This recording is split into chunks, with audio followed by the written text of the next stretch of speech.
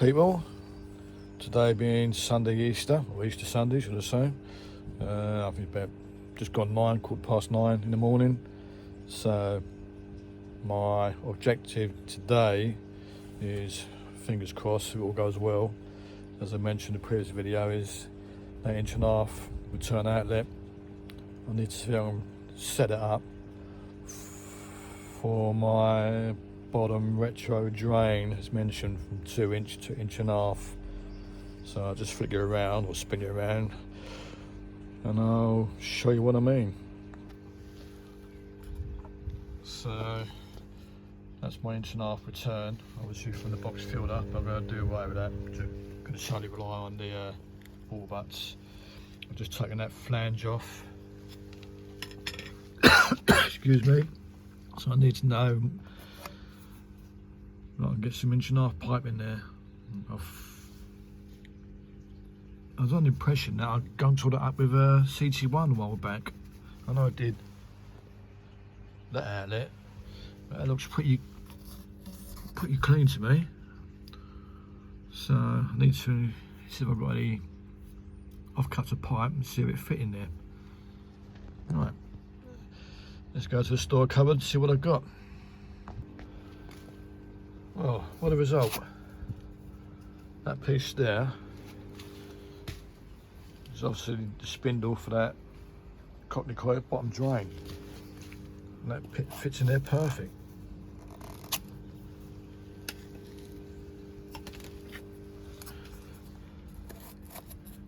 Yeah, same as that. I mean, that is pond 1.5 inch pipe. So I'm well pleased with that. I'm well pleased.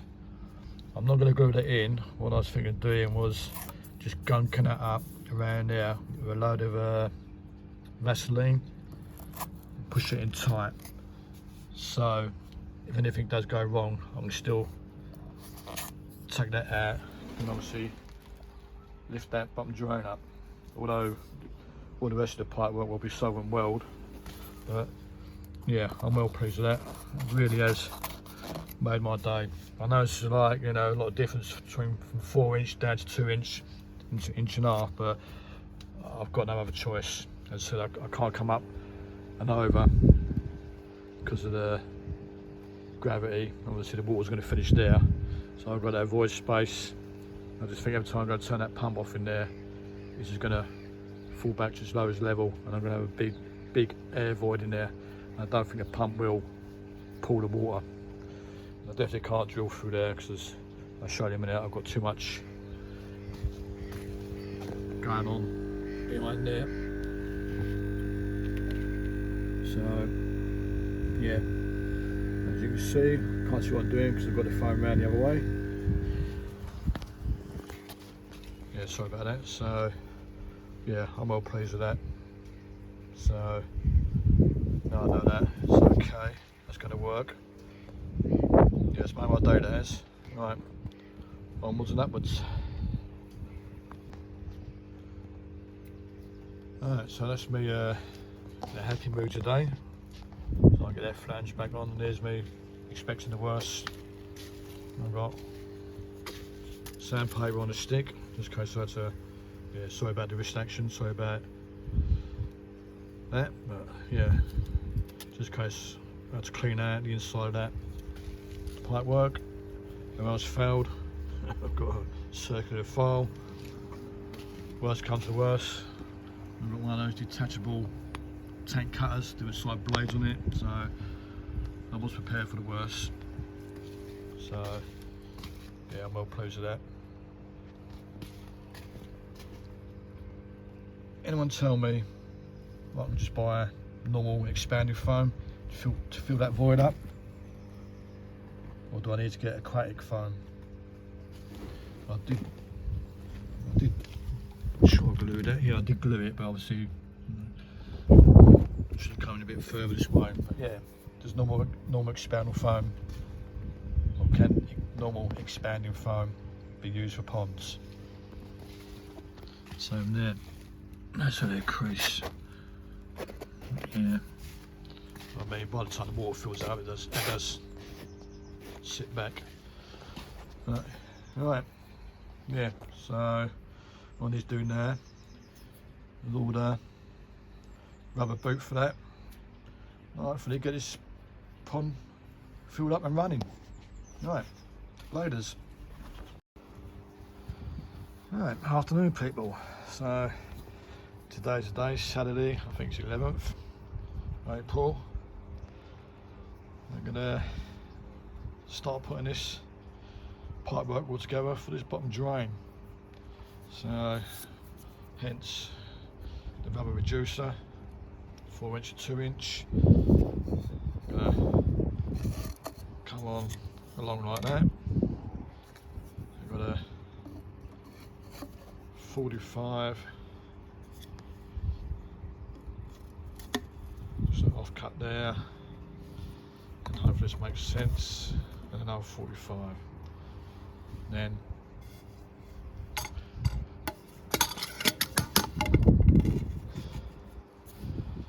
so I think you've got a gist. I think many of the people there out there have done this themselves. I think you can buy them already made up.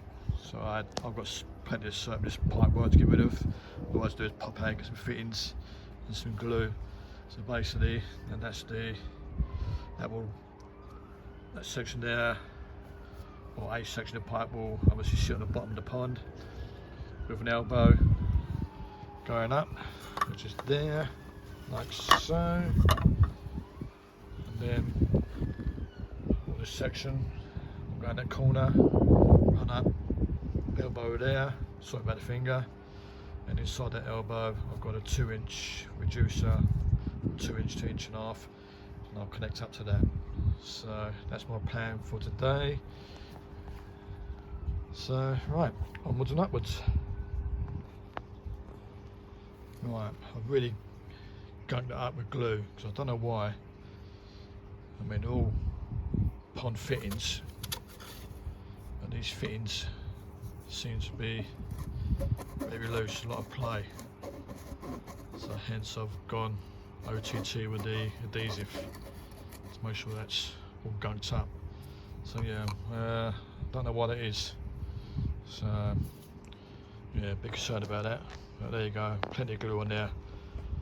Lots of other spill, and just go around it with my finger afterwards. So it should be sealed up. I'm not going to touch it now for quite a while. I'll make sure it's definitely set before I do the next joint.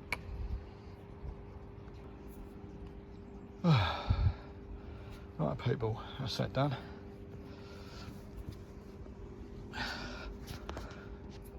As you see, rubber reducer, 4" 2". Elbow, 2 45s to form a dog leg into the corner, up, 2" elbow, that's got a 1.5" reducer inside the elbow into that tank connector. I'm not gluing that in that tank connector. I'm going to try and leave it loose if possible, so in the future if I need to get to that bottom drain, I'll just pull it all out. Airline, cable tied, Jubilee clips. I've just gone round those, loads and loads of electrical tape. I'm just trying to prevent any damage to the koi as possible. So I'm going to give that an hour or so, make sure that glue's definitely gone off, and I'm going to start topping it up. I'm not going to do it in one hit, I'll do it gradually and see how that goes. Right, onwards and upwards. Alright, morning people, welcome back. Tomorrow will be the next day, Sunday. Got the old carbon filters out, top up that pond. Thought while I was here I'd disconnect that black filter box, which is over there now. Don't want to do with that, but I won't throw it away just yet. But yeah, I was quite surprised with obviously media that sits in the bottom of that box. What's in there? That's to return to the pond. There's a couple more bits in there, but I can't do nothing there until that starts filling up. So that's where it's going to come up from eventually. So I'll have to take them out then. But yeah, wasn't expecting that. Find those in there. Right, onwards and upwards. Alright, just come out to the holding tank. Check on the koi. They're doing okay, but I've definitely got trouble with blanket weed. A lot of good pictures, sun glare, but that's me hose lock pump there in its case. Got the odd twiddle sticks out. I've been treating it with clover leaf, but unfortunately UV planner, I think about a week or so ago, it was tripping the main fuse indoors, so I've unplugged it. But it's probably, hopefully it's just a bulb blown, so I'm going to get a replacement bulb for that. Yeah, sorry, hit the off switch. So just got the filters on boil, get them clean. At the moment still feeding on wheat germ. I've ordered some Borden-Koi health, so hopefully I'll get that during the week. I'll start mixing a bit of each, wean them off the wheat germ, and concentrate on the main food. But yeah, it's getting quite bad now after giving another dose later of clover leaf. But all the fish seem to be doing okay.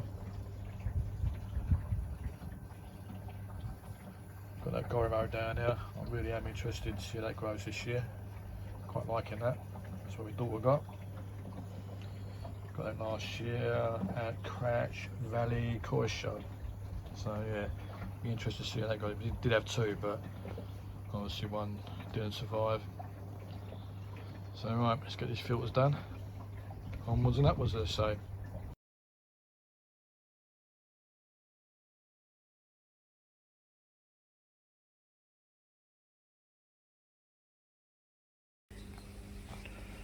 Good morning people, welcome back. Today's another day, Monday morning, sun's out, nice clear blue sky. Oh, wrong way. Lovely. We're about highs of 18 today. So eventually the bottom drains in. I'm just topping up the pond now. Just spinning around. Hopefully you can see that. So I'm just going to let it just rise above the elbow and leave that now to the... Yeah, I'll let that rise up to the elbow. And what I do is I have a tick around this coming weekend, so I'm going to get the pipe work all reconfigured for the pump. So I'm just pleased now that bottom drains in. So if it works, don't know yet. Time will see. So I'll leave that here. And any feedback, please be appreciated on just general use expanding foam. As I said, in that fold in that left-hand corner there. I just want to try and stop any muck and gunk and debris collecting in there that can cause problems. So yeah, just normal expanding foam. Is it safe for the pond, or do I need to get a quite expanding foam? Yeah, sorry about it guys. So yeah, any feedback with that foam, be appreciated. As I said now, nothing doing. Main work now will be this coming weekend. Try and get everything connected up and running. I'll just let it run for a week or so. Just make sure everything's okay. And probably target is end of this month, end of April, I'll start transferring fish back to the main pond. So yeah guys, any feedback be appreciated. And once again, thanks for watching. Please subscribe and like, it all helps out. Until the next one, I'll catch you later.